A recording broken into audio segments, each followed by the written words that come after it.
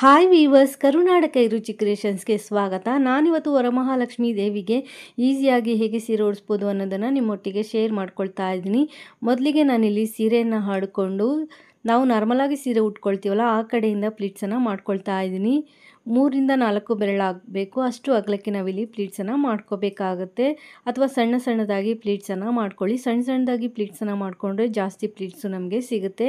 ನಿಮಗೆ ಒಂದೇ ಸಲ ಪ್ಲೀಟ್ಸನ್ನು ಹಿಡಿಲಿಕ್ಕೆ ಆಗಿಲ್ಲ ಅಂದರೆ ಸ್ವಲ್ಪ ಸ್ವಲ್ಪ ಪ್ಲೀಟ್ಸನ್ನು ಮಾಡ್ತಾ ಮಾಡ್ತಾ 2 ಬಾರ್ಡರ್ಗಳಲ್ಲೂ ಸಹ ಪ್ಲೀಟ್ಸನ್ನು ನೀಟಾಗಿ ಅರೇಂಜ್ ಮಾಡಿಕೊಂಡು ಕ್ಲಿಪ್ಪು ಅಥವಾ ಬಟ್ಟೆ ಪಿನ್ನನ್ನು ಸೇರಿಸ್ಕೊಳ್ಳಿ. ನಾನೀಗ ಮುಕ್ಕಾಲು ಭಾಗ ಸೀರೆಯನ್ನು ಪ್ಲೀಟ್ಸ್ ಮಾಡಿಕೊಂಡು 2 ಬಾರ್ಡರ್ಗಳಲ್ಲೂ ಸಹ ಪ್ಲೀಟ್ಸ್ಗಳನ್ನ ನೀಟಾಗಿ ಜೋಡಿಸ್ಬಿಟ್ಟು ನಾನಿಲ್ಲಿ ಕ್ಲಿಪ್ಪನ್ನು ಸೇರಿಸ್ಕೊಳ್ತಾ ಇದ್ದೀನಿ. ಕ್ಲಿಪ್ಪು ಅಥವಾ ಬಟ್ಟೆ ಪಿನ್ನನ್ನು ಸೇರಿಸ್ಕೊಳ್ಳಿ. ಪ್ಲೀಟ್ಸ್ ಏನಾದರೂ ಜಾರುತ್ತೆ ಅಂತ ನಿಮಗೇನಾದರೂ ಫೀಲ್ ಆಗುತ್ತೆ ಅಂದರೆ ಬಟ್ಟೆ ಪಿನ್ನನ್ನು ಸೇರಿಸ್ಕೊಳ್ಳೋದು ಒಳ್ಳೆಯದು. 2 ಬಾರ್ಡರ್ಗಳಲ್ಲೂ ಸಹ ಪ್ಲೀಟ್ಸನ್ನು ಜೋಡಿಸ್ಕೊಂಡಿದ್ದ ನಂತರ ಮಧ್ಯಭಾಗದಲ್ಲೂ ಸಹ ಪ್ಲೀಟ್ಸನ್ನು ನೀಟಾಗಿ ಜೋಡಿಸ್ಬಿಟ್ಟು ನಾವು ಕ್ಲಿಪ್ಪನ್ನು ಸೇರಿಸ್ಕೋಬೇಕು. ಕ್ಲಿಪ್ಪು ಅಥವಾ ಬಟ್ಟೆ ಪಿನ್ನನ್ನು ಸೇರಿಸ್ಕೋಬೇಕಾಗುತ್ತೆ. ಹೊಸದಾಗಿ ಯಾರೆಲ್ಲ ನಮ್ಮ ಚಾನಲ್ ನೋಡ್ತಾ ಇದ್ದೀರಾ, ನಮ್ಮ ಚಾನಲ್ನ ಸಬ್ಸ್ಕ್ರೈಬ್ ಮಾಡಿಕೊಂಡು ನೋಡಿ. ನನ್ನ ಚಾನಲಲ್ಲಿ ಬರುವಂಥ ವಿಡಿಯೋಗಳು ನಿಮಗೇನಾದರೂ ಇಷ್ಟ ಆಗ್ತಾ ಇದ್ದರೆ ಪ್ಲೀಸ್ ಒಂದು ಲೈಕ್ ಕೊಡೋದಂತೂ ಮರಿಬೇಡಿ. ಹಾಗೆ ನಿಮ್ಮ ಫ್ಯಾಮಿಲಿ ಫ್ರೆಂಡ್ಸ್ಗೂ ಸಹ ವಿಡಿಯೋನ ಶೇರ್ ಮಾಡ್ಕೊಳ್ಳಿ. ನಾನಿವಾಗ ಪ್ಲೀಟ್ಸನ್ನು ಮಾಡ್ಕೊಂಡಿದ್ದ ನಂತರ ಸೆರಗನ್ನು ಪ್ಲೀಟ್ಸ್ ಮಾಡ್ಕೊಳ್ತಾ ಇದ್ದೀನಿ. ಸೆರಗಿಗೆ 1.25 ಮಾರಾಗುವಷ್ಟು ಸೆರಗನ್ನು ಬಿಟ್ಕೊಂಡು ಉಳಿದಿದ್ದ ಭಾಗನ ನೀವು ಪ್ಲೀಟ್ಸನ್ನು ಮಾಡ್ಕೊಳ್ಳಿ. ನಾನಿಲ್ಲಿ ನಾರ್ಮಲಾಗಿ ಸೀರೆ ಉಟ್ಕೊಳ್ತೀವಲ್ಲ ಆ ರೀತಿಯಲ್ಲಿ ಪ್ಲೀಟ್ಸನ್ನು ಮಾಡಿಕೊಂಡು ಸೆರಗಿನ ತುದಿಗೆ ಒಂದು ಕ್ಲಿಪ್ಪನ್ನು ಹಾಕ್ಕೊಂಡು ಸ್ವಲ್ಪ ಸ್ವಲ್ಪ ದೂರಕ್ಕೆ ಪ್ಲೀಟ್ಸ್ಗಳನ್ನ ನೀಟಾಗಿ ಜೋಡಿಸ್ಬಿಟ್ಟು ಕ್ಲಿಪ್ಪನ್ನು ಸೇರಿಸ್ಕೊಳ್ತಾ ಇದ್ದೀನಿ. ಎಲ್ಲ ಪ್ಲೀಟ್ಸ್ಗಳನ್ನೂ ಸಹ ನೀಟಾಗಿ ಅರೇಂಜ್ ಮಾಡಿಕೊಂಡು ಕ್ಲಿಪ್ಗಳನ್ನ ಸೇರಿಸ್ಕೊಳ್ಳಿ. ಒಂದು 4 ಮೊಳ ಆಗುವಷ್ಟು ಪ್ಲೀಟ್ಸನ್ನು ಮಾಡಿಕೊಂಡ್ರೆ ಸಾಕಾಗತ್ತೆ. ಅಥವಾ ಯಾವ ರೀತಿ ನೀವು ಸೆರಗನ್ನು ಹಾಕ್ತೀರಾ ಅದ್ರ ಮೇಲೆ ನೀವು ಸೆರಗನ್ನು ಮಾಡ್ಕೋಬೇಕಾಗುತ್ತೆ. ನಾನಿಲ್ಲಿ 1 ಮಾರ ಆಗುವಷ್ಟು ಸೆರಗನ್ನು ಮಾಡ್ಕೊಂಡಿದ್ದೀನಿ. ಈಗ ಪ್ಲೀಟ್ಸ್ ಮಾಡ್ಕೊಂಡಿದ್ದಾಗಿದೆ. ಈಗ ದೇವಿಗೆ ಹೇಗೆ ಸೀರೆ ಉಡಿಸೋದು ಅಂತ ನೋಡೋಣ.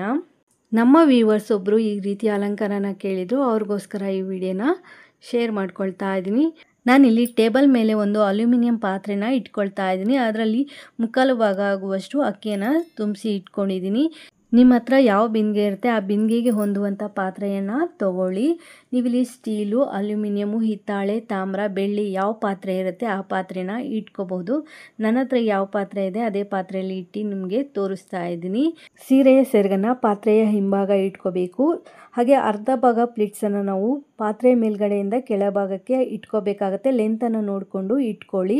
ನಂತರ ಪ್ಲೀಟ್ಸ್ಗೆ ಹಾಕಿರುವಂಥ ಕ್ಲಿಪ್ಪನ್ನು ರಿಮೂವ್ ಮಾಡಿಕೊಂಡು ಪಾತ್ರೆ ಏನು ಇಟ್ಕೊಂಡಿರ್ತೀವಿ ಆ ಪಾತ್ರೆಯ ಅರ್ಧ ಭಾಗ ಆಗುವಷ್ಟು ಪ್ಲೀಟ್ಸನ್ನು ನೀಟಾಗಿ ನಾವಲ್ಲಿ ಸ್ಪ್ರೆಡ್ ಮಾಡ್ಕೋಬೇಕು. ಅಂದರೆ ಪಾತ್ರೆ ಮುಂದ್ಗಡೆ ಬರುತ್ತಲ್ಲ ಆ ಮುಂದ್ಗಡೆಗೆ ನಾವು ಎಷ್ಟು ಪ್ಲೀಟ್ಸ್ ಬರುತ್ತೆ ಅಷ್ಟು ಪ್ಲೀಟ್ಸನ್ನು ಒಂದರ ಪಕ್ಕ ಒಂದು ಪ್ಲೀಟ್ಸ್ ಬರೋ ರೀತಿಯಲ್ಲಿ ನೀಟಾಗಿ ಸ್ಪ್ರೆಡ್ ಮಾಡ್ಕೋಬೇಕು.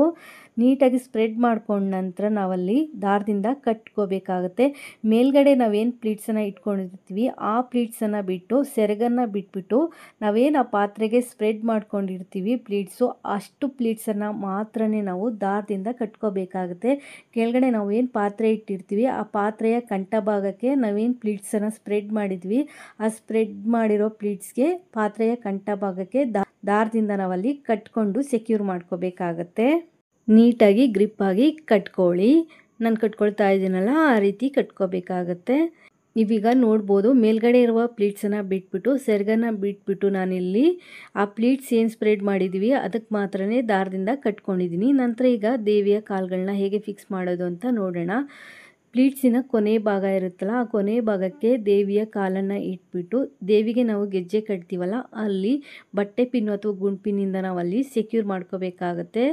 ಸೆಕ್ಯೂರ್ ಮಾಡಿಕೊಂಡು ಪ್ಲೀಟ್ಸ್ ಕಡೆಯಿಂದ ಬಾರ್ಡರನ್ನು ತಗೊಬಂದು ಮೊಣಕಾಲಿನ ಮೇಲೆ ಬರೋ ರೀತಿಯಲ್ಲಿ ಮಾಡಿ ದೇವಿಯ ತೊಡೆ ಭಾಗಕ್ಕೆ ನಾವಲ್ಲಿ ಒಂದು ಬಟ್ಟೆ ಪಿನ್ನು ಅಥವಾ ಗುಂಡು ಪಿನ್ನಿಂದ ನಾವಲ್ಲಿ ಸೆಕ್ಯೂರ್ ಮಾಡ್ಕೋಬೇಕಾಗತ್ತೆ.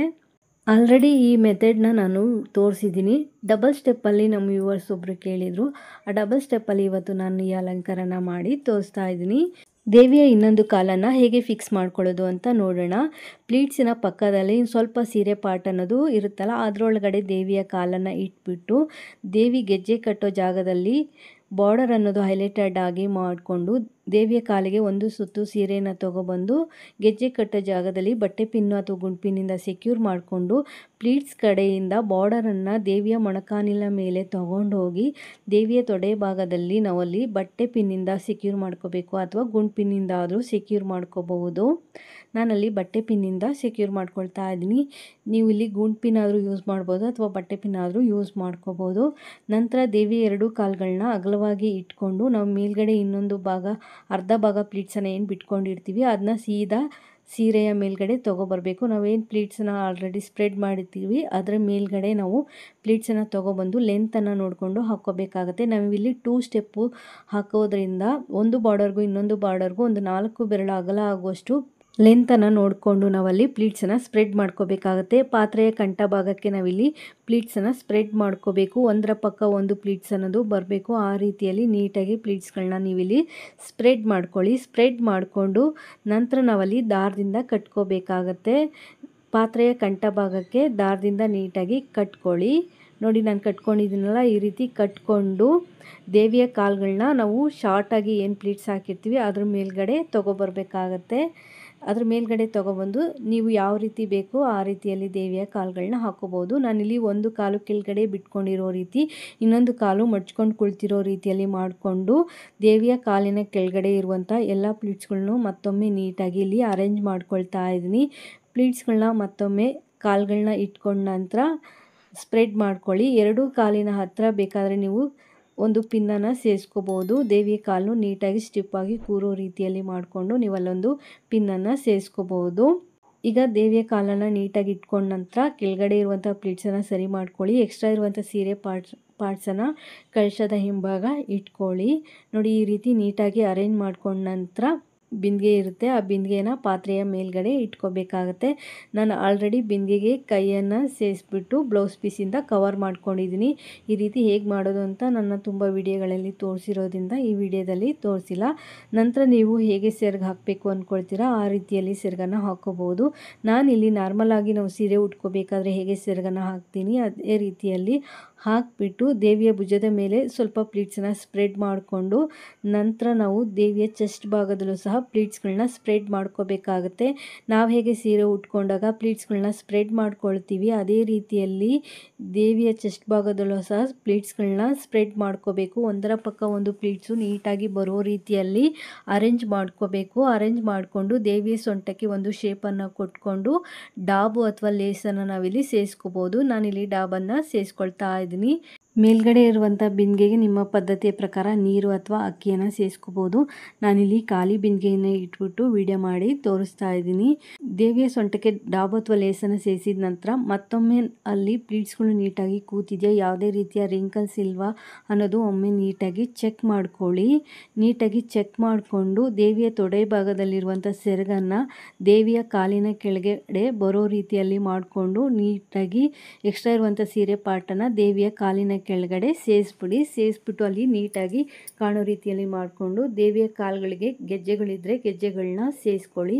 ಹಾಗೆ ದೇವರಿಗೆ ಅಂತ ಇಟ್ಕೊಂಡಿರುವಂಥ ಒಡವೆಗಳಿಂದ ದೇವಿಯನ್ನು ಅಲಂಕರಿಸಿ ಕಳಶದ ಬಿಂದಿಗೆಗೆ ನೀವೇನೆಲ್ಲ ಸೇರಿಸ್ತೀರಾ ಎಲ್ಲವನ್ನು ಸೇರಿಸಿ ನಂತರ ವೀಳ್ಯದೆಲೆ ಮಾವಿನೆಲೆಯನ್ನು ಇಟ್ಟು ತೆಂಗಿನಕಾಯಿ ಇಟ್ಟು ದೇವಿಗೆ ಮುಖಪದ್ಮವನ್ನು ಹಾಕಿ ಹೂಗಳಿಂದ ದೇವಿಯನ್ನು ಅಲಂಕರಿಸಿ ಪೂರ್ತಿಯಾದ ಅಲಂಕಾರ ಆದ ನಂತರ ನೀವಿಲ್ಲಿ ದೇವಿಯನ್ನು ನೋಡ್ಬೋದು. ದೇವಿ ಎಷ್ಟು ಚೆನ್ನಾಗಿ ಎಷ್ಟು ಲಕ್ಷಣವಾಗಿ ಕಾಣಿಸ್ತಾ ಇದ್ದಾರೆ ಅಂತ ಹೇಳಿಬಿಟ್ಟು ಭಕ್ತಿ ಮತ್ತು ಶ್ರದ್ಧೆಯಿಂದ ದೇವಿಯನ್ನು ಆರಾಧಿಸಿ. ಈ ವಿಡಿಯೋ ಇಷ್ಟ ಆದರೆ ಒಂದು ಲೈಕ್ ಕೊಡಿ. ಹೊಸದಾಗಿ ಚಾನಲ್ ನೋಡೋರು ಸಬ್ಸ್ಕ್ರೈಬ್ ಮಾಡ್ಕೊಂಡು ನೋಡಿ. Thanks for watching this video.